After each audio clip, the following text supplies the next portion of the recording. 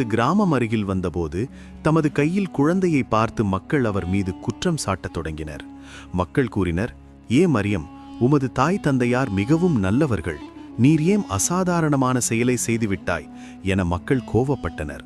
அப்போது மரியம் அலைஹிஸ்ஸலாம் அல்லாஹுவின் கட்டளைப்படி எதுவும் சொல்லவில்லை. வெறும் தமது குழந்தை நோக்கி விரலால் சேகை செய்தார். மக்கள் அதிர்ச்சியில் கூறினர், இது கைக்குழந்தை, இது எப்படி பேசும் என்று. அப்போது அல்லாஹு தஆலாவின் கட்டளைப்படி ஈசா அலைஹிஸ்ஸலாம் தமது அம்மாவின் கையிலிருந்தே பேசத் தொடங்கினார். இதை பார்த்து மக்கள் அதிர்ந்து போனார்கள். நான் அல்லாஹுவின் அடியான், அவன் எனக்கு புனித புத்தகம் கொடுத்துள்ளார் மற்றும் என்னை நபியாக்கியுள்ளார் மற்றும் நான் எங்கு இருந்தாலும் என்னை பரக்கத்துள்ளவனாக ஆக்கினான். இது ஈசா அலைஹிஸ்ஸலாம் தமது பச்சிளம் காலத்தில் காட்டிய முதல் அற்புதம். மக்கள் புரிந்து கொள்ளத்தக்கவாறு அல்லாஹுவின் சக்தி அளவில்லாதது மற்றும் அல்லாஹ் யாரை விரும்பினாலும் பச்சிளம் காலத்தில்